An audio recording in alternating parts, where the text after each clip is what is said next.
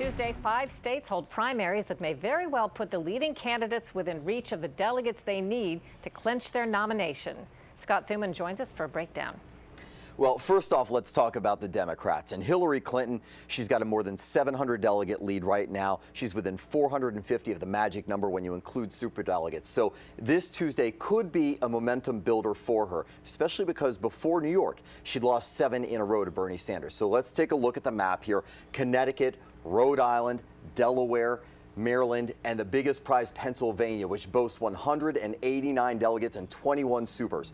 Now, polling is almost non-existent in those smaller states, but Clinton does have commanding leads in Maryland and Pennsylvania. All right, and what about the Republicans? Well, same states, but a much more complex system in divvying up the delegates. Delaware, for example, is a winner-take-all. Connecticut, they're partially handed out based on winning each district of the state. However, if you win 50% plus one of the statewide votes, you can get all of the delegates. So even though Trump leads in most of the polls, there could be a spreading of the wealth there. So even for Donald Trump, a win may be looked at as controversial in his eyes. Yeah, especially when you talk about Pennsylvania.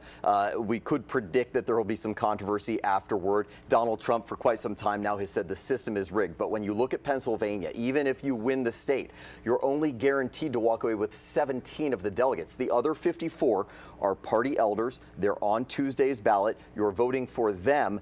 And then those 54 are essentially free agents. They can vote for whomever they want at the national convention in July. So there's a lot at stake, and there's a lot of uncertainty in what happens there. And with all that, I'm sure Donald Trump will continue to drive the drama all the way up to the convention. Yeah, and that's what people are saying. You know, he's being propelled by what you might call a protest vote, Americans who are backing the outsiders, like Bernie Sanders, for example. We found that one rising protest movement is coming from millennials.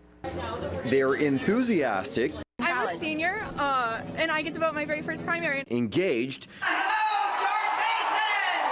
and not to be taken for granted.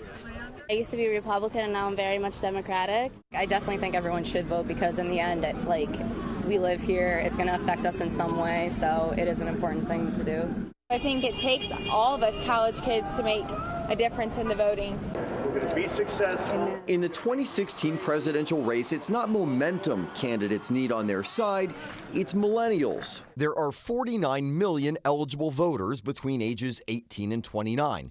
That's 21% of the total.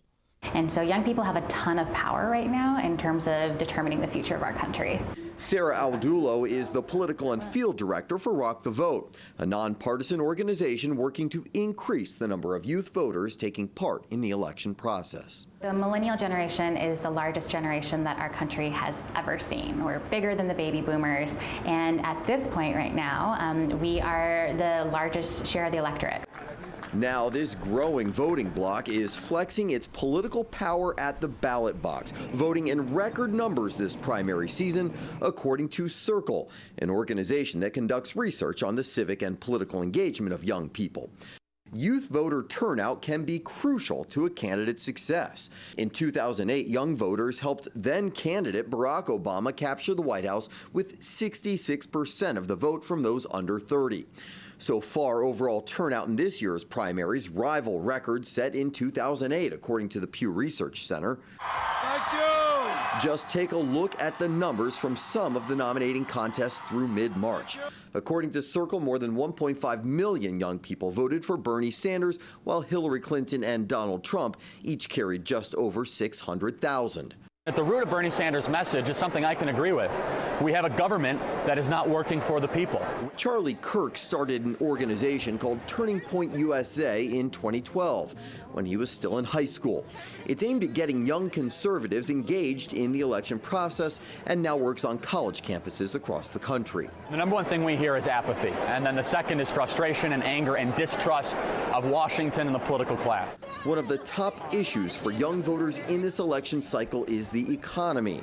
A recent USA Today Rock the Vote poll of millennials suggests these young voters are seeking out candidates who reflect their priorities. Our generation struggled after the recession and was hit hardest, and frankly, we're still struggling to, kind of get it back together. And so for young people, they want jobs that are going to be able to support themselves and their families, and it's important for candidates to be able to see that. Job prospects for young people are not what they should be, or not what they were in past years. So that's an immediate economic impact. With voters in a number of states and the district still to take part in the presidential nominating process and just under 200 days to go before the November 8th election, the challenge now for candidates is keeping millennials engaged and enthusiastic. And this is where it's really the opportunity for candidates to reach out to the generation who, again, is not in this very narrow box. They're not in a very narrow party-identified box.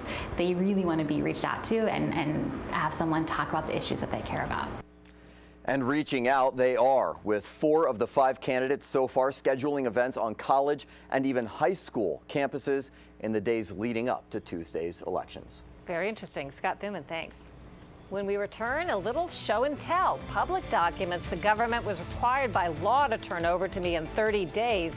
Wait until you hear how long it took them.